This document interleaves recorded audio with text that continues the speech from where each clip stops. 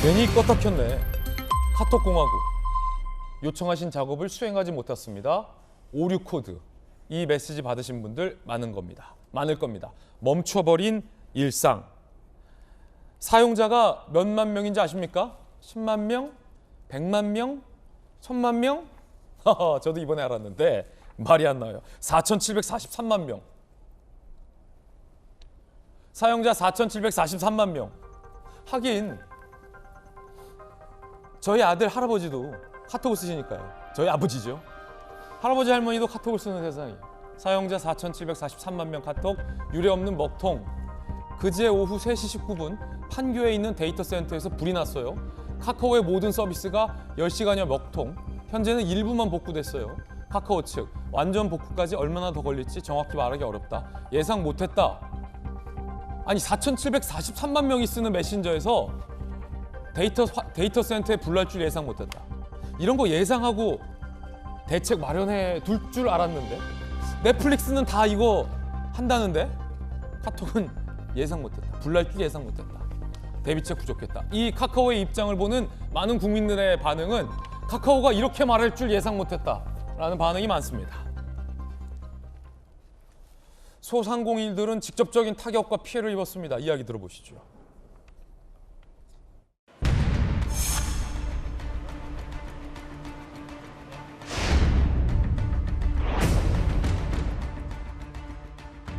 택시 타려고 했는데 카카오가 이제 안 잡히니까 이제 대중교통 타려고 가고 있었거든요. 90%가 카카오 손님이에요. 10% 정도가 길 손님인데 길 손님한테 더 잡으라고 지금 서 있는 거예요. 큰 타격이죠. 카카오톡 플랫폼이라는 게 사실 국민 플랫폼인데 이렇게까지 대비가 안 돼 있을 줄은 저희도 놀랐고. 카카오가 안 돼서 그러니까 내가 꺼버렸어. 배달을 다. 왜냐면 고객님하고 약속이잖아요.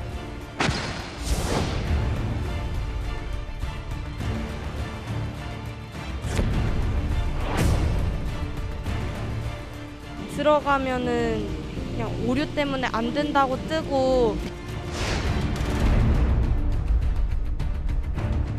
전달하지 못해서 그 업무가 오늘까지 이어지고 있습니다. 내 삶이 되게 이 공화국에 갇혀 있구나, 네, 이런 생각이 들더라고요.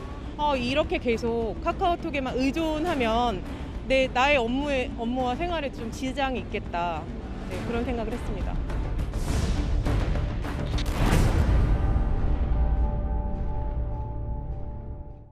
이 비단 메시지만 안 가는 게 아니라 송금, 자영업자들은 뭐 주문, 결제, 배달, 택시, 직장인들은 업무, 회의 이런 것들이 다 마비가 됐다라는 겁니다. 몰랐는데 평소에는 카카오톡이 이런 사업도 하고 있었네? 라고 카카오톡이 마비되니까 일상이 마비됐다라고 피해를 호소하는 시민분들이 정말이지 많았습니다. 아마 이 방송을 보고 계신 여러분들도 체감하셨을 겁니다. 전방위 타격 어떤 내용들일까요? 주말 근무하던 직장인들은 상사 지시를 전달 못 받아서 업무에 차질이 있다. 그러면은 또 많은 상사들은 안 그러겠지만 일부 상사들은 카톡이 문제인데 너 왜 내가 지시했는데 못했냐라고 또 화를 내시죠.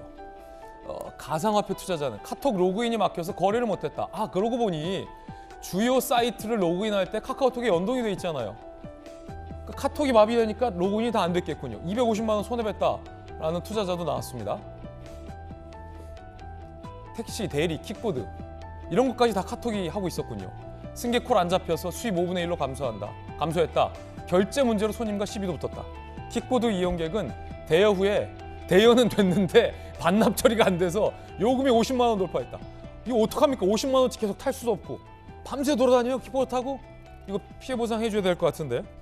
자, 인증글 한번 보시죠. 자, 스쿠터 종료가 안 된다. 아니 대여가 됐는데 불나가지고 반납이 안 된 거예요. 반납이 안 되니까 현재 요금이 얼마입니까? 106,500원. 이거 뭐 50만 원치 타고 다닐 수도 있고 어떡합니까 이거. 50만 원 돌파했다.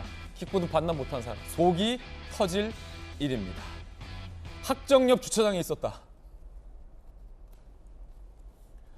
50만 원 나온 시민분께 위로의 말씀을 드리며 김연아 의원님, 이게 아이 뭐 자연재해인데라고 하기엔 너무나도 뭐랄까요 찝찝한 점이 있어요. 왜냐하면 카카오 반응이 좀 황당한데 4,743만 명이 쓰는 카카오톡이잖아요.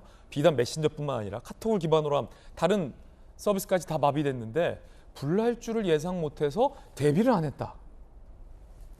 더한 상황도 대비해야 되는 거 아닙니까? 예를 들어서 불은 당연하고 지진이 날 수도 있는 거고 뭐 누가 일부러 테러를 가할 수도 있는 거고 다양한 상황들에 대해서 대비해 놨을 줄 알았는데 어떻게 보셨습니까?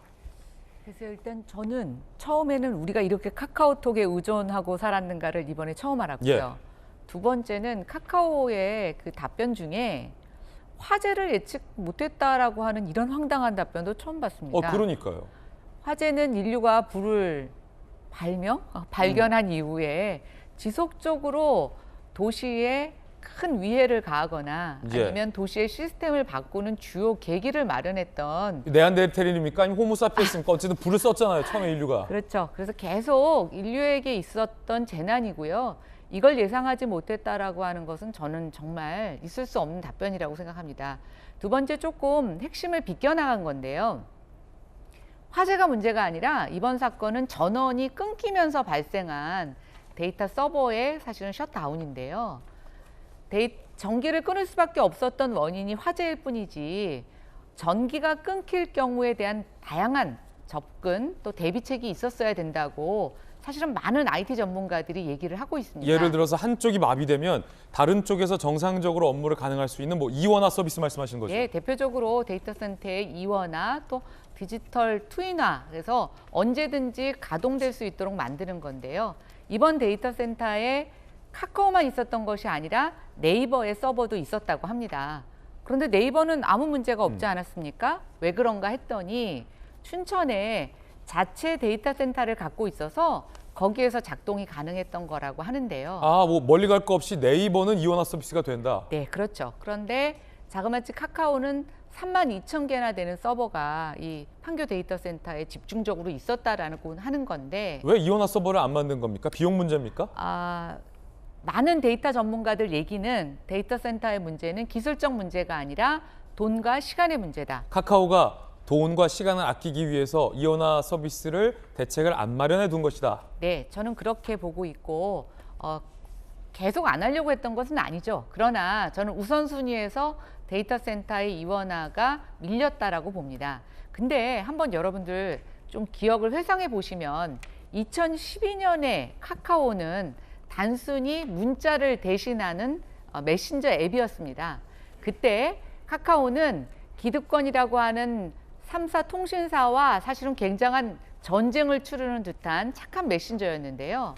지금 10년이 지난 2022년 카카오는 모든 통합 계정을 이용하고 또 광고도 하고 많은 다양한 플랫폼 서비스를 안치면서 거대 공룡이 되었습니다. 그런데 그 기간 동안 과연 카카오가 국민들을 위해서 이런 서비스를 통합하는 과정에서 적절한 돈을 투자했는지 이번 사건을 통해서 저는 그 민낯이 여실히 드러났다 이렇게 판단합니다. 이제 카카오도 이번 기회를 계기로 돈 되는 것만 투자하지 말고 이 4,743만 명 우리 거의 국민들이 이용하잖아요. 자영업자들이 결제하고 배달하고 하는 거에도 만약에 불났거나 지진이 나거나 사이버 공격, 사이버 어택이 왔거나 여러 가지 상황에 대비해서 다른 곳에서도 정상적으로 운영할 수 있는 네이버나 넷플릭스 투자하잖아요. 대책을 좀 마련해야 될 것 같습니다. 돈 쓰실 때 쓰셔야 될 것 같아요, 카카오.